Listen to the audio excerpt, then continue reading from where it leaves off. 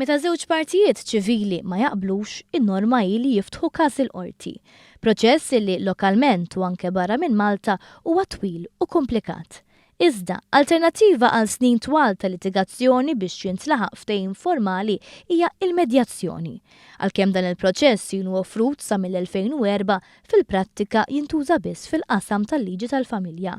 Iżda permezz ta' emendi proposti f'white paper imresqa mill-Gvern, il-liġi tal-medjazzjoni se tkun aġġornata biex issir aktar aċċessibbli u tiffaċilita it-triq għal partijiet li jażlu riżoluzzjoni amikevoli tat-tilwim.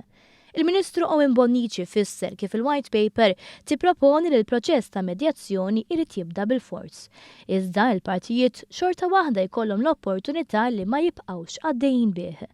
Bilan il-medjazzjoni ssir iktar popolari fuq smoħra taċ-ċivil, l-emendi niedu proġett pilota li tħeġġeġ lil partijiet involuti f'tilwim madwar il-kera biex minflok imorru quddiem il-bord li jirregola l-kera li sissa huwa l-ewwel rikors jgħaddu quddiem iċ-ċentru ta' medjazzjoni. Liġi proposta tajt li fi żmien 15-il ġurnata ikun appuntat medjatur li jagħmel kull sforz sabiex jiġi riżolt il-proċess ta' medjazzjoni f'massimu ta' 60 jum. Jekk il-partijiet jaqblu li għandhom bżonn iktar żmien, biqbil reċiproku dan iż-żmien jista' jkun estiż għal 60 jum ieħor. B'hekk ikunu l-partijiet li jiddeterminaw kemm idumu itawlu l-każ. L-emendi jippermettu wkoll lotja ta' għajnuna legali lil partijiet jekk din tkun mitluba waqt il-proċess ta' medjazzjoni. Fid-dawn tal-isforzi li qed isiru biex il-qrati javvanzaw teknoloġikament, il-White Paper tippermetti li s-seduti ta' medjazzjoni isiru permezz ta' teknoloġija ta' komunikazzjoni mill-bogħod minflok mal-partijiet ikunu fiżikament preżenti fl-istess kamra. Il-Ministru Owen Bonnici spjega kif permezz tal-medjazzjoni il-qorti tkun tista' tiffoka aktar fuq il-punti li hemm bżonn jiġu deċiżi u b'hekk tuża il-ħin bl-aktar mod effiċjenti. Iżda sostna li hemm bżonn bidla fil-mentalità. Qed nitolbu bidla qawwija fil-mentalità.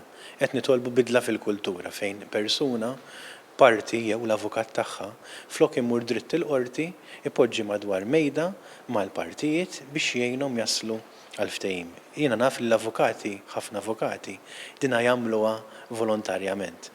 Bil-medjazzjoni nemmen nistgħu naslu għal iktar riżultati. Iċ-chairperson taċ-ċentru tal-medjazzjoni l-avukat Marka Tart Montalto stqar li apparti li każ ikun riżolt iktar malajr, il-vantaġġi tal-medjazzjoni minflok jinfetaħ każ il-qorti huma diversi. L-ewwel nett huma affarijiet li jibqgħu konfidenzjali bejn il-partijiet. It-tieni nett ikun hemm il-kwistjoni li bħala spejjeż ta' kawża m'għandekx dawk l-ispejjeż, jiġifieri l-ispejjeż f'medjazzjoni huma ferm anqas minn proċeduri quddiem xi bord jew quddiem il-qorti. It-tielet nett ovvjament jibqa' ir-relazzjoni ta' bejn il-partijiet li huwa importanti. Il-konsultazzjoni pubblika dwar din il-White Paper hija miftuħa sal-aħħar tax-xahar għalhekk wieħed jista' jgħaddi ħsibijietu fuq info@mediationmalta.org.mt.